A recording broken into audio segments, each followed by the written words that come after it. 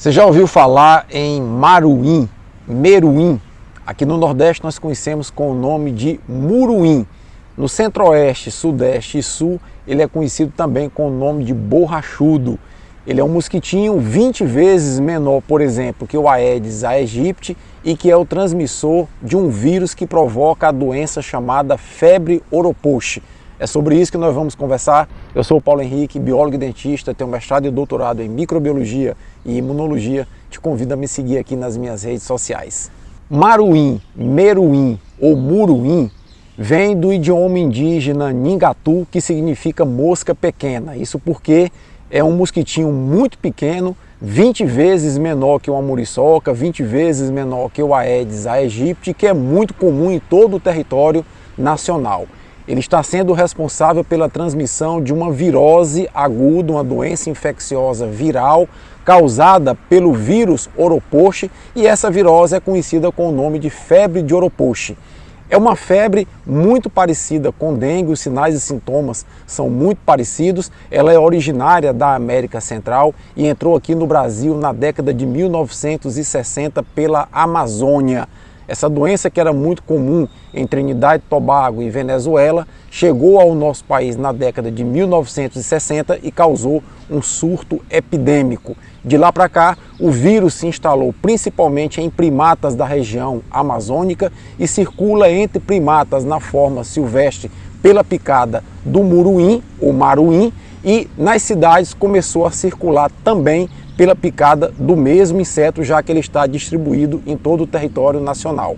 Não há transmissão dessa virose entre humanos, a transmissão se dá especificamente através da picada do inseto vetor, que é cientificamente conhecido com o nome de Culicoides paraensis. Mas já existem indícios de que o próprio Culex, que é a muriçoca, e o Aedes serratus, específico da região do Pará, também é capaz de transmitir o vírus de oropouche.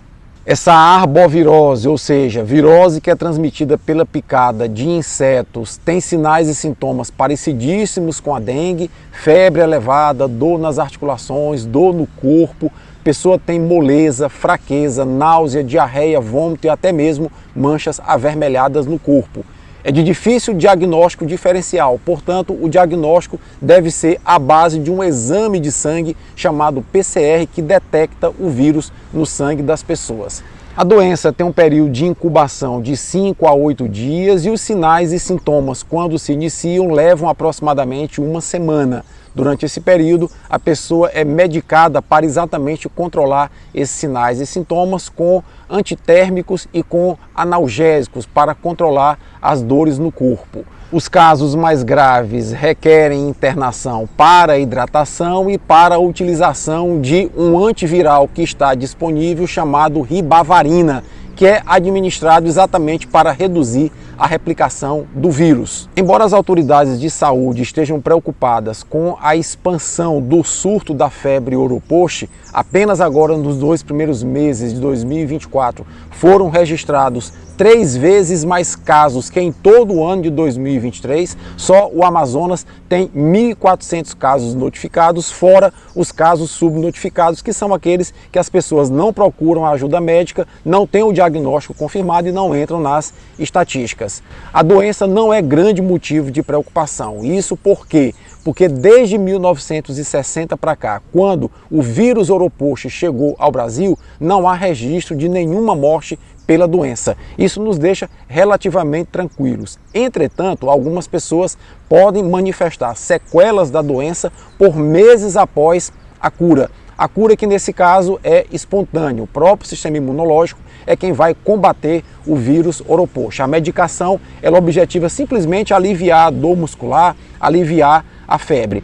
Também não existe vacina contra essa virose ainda desenvolvida em nenhuma parte do mundo. Então, conscientes de que nós vivemos num país de clima tropical, com uma grande quantidade de insetos e alguns destes transmissores de doenças como a febre oropouche ou febre de oropouche, cabe a nós termos cuidados e adotarmos as medidas preventivas que evitam ou minimizam o contato com esses insetos. E a gente já sabe exatamente quais são elas. Evitar o acúmulo de água parada, porque o Culicoides ou maruim, gosta e precisa de água parada para se multiplicar, e utilizar repelentes quando for para áreas onde há grande quantidade de inseto. Assim, a gente minimiza a probabilidade de entrar em contato com o maruim, meruim, muruim ou borrachudo e, consequentemente, com o vírus Oropoche.